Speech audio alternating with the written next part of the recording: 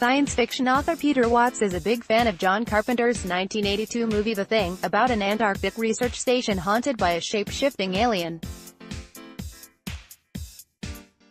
It was just so refreshing to see a movie in which the people didn't act like idiots, Watts says in episode 315 of the Geek's Guide to the Galaxy podcast. And the alien was smart as hell. Chess is a motif that goes through this whole movie, and there's a reason for that. Watts loves The Thing so much that he even wrote his own take on it, called The Things, which is told from the alien's point of view. In it, Watts questions many aspects of the original film, such as a TRS-80 that seems to come preloaded with software to model the population growth of an alien monster.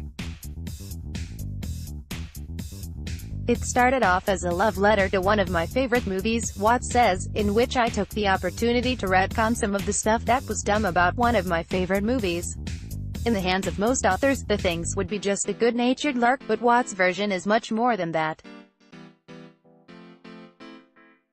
The story is not only a startlingly effective portrayal of alien psychology, but also a thoughtful exploration of religion and the missionary impulse. The idea of this thing that makes everything else over in its own image, and honestly believes that what it's doing is good for the other guy, that's what missionaries do. Watts says, The Things even has fans among the cast and crew of the original film. Simon Pegg sent me an email telling me that he knew all these guys. Watts says, and everybody thought it was awesome. Listen to the complete interview with Peter Watts in episode 315 of Geek's Guide to the Galaxy, above. And check out some highlights from the discussion below.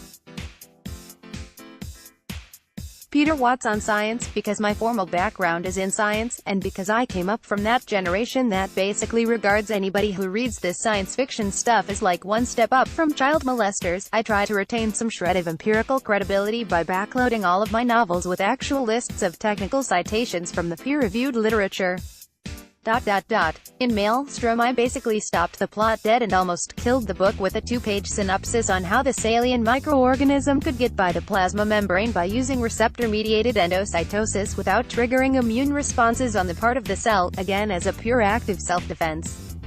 Against scientists who would probably never be caught dead reading my stuff anyway. Peter Watts on the brain. Sony has this kind of blue sky patent that they've been renewing that is for a proprietary technology that allows you to implant sensory input directly into the sensory cortex.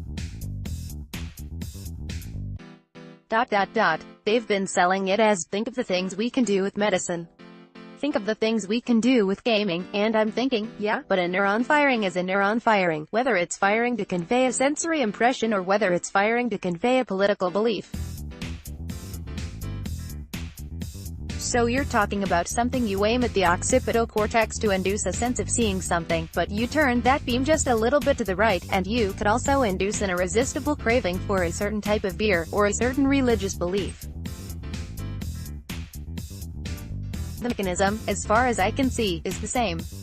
Peter Watts on The Physics of Immortality by Frank Tipler. He spends like 3 pages talking about how incredibly beautiful women would be in the afterlife.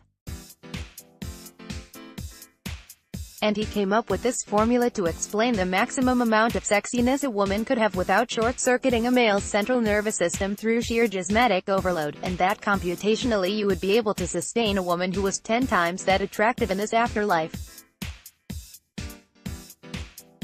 It gradually started to dawn on me that the reason that Tipler was going on so much about the afterlife was because he was obviously not getting out at all in this one.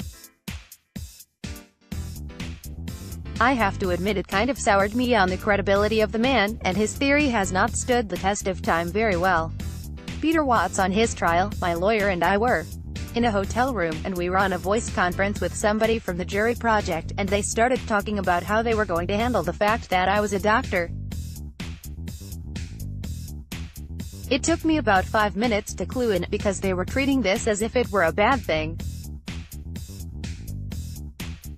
And all of a sudden I realized that it was a bad thing. They were worried because the prosecution was going to go out of their way to call me Dr. Watts. Having an education makes you hateable, at least in Michigan, and given that this person from the Jury Project was talking to us from California, I'm guessing that throughout wide swaths of the U.S., being educated is, in the eyes of your average juror, a crime in and of itself. More great Wired stories.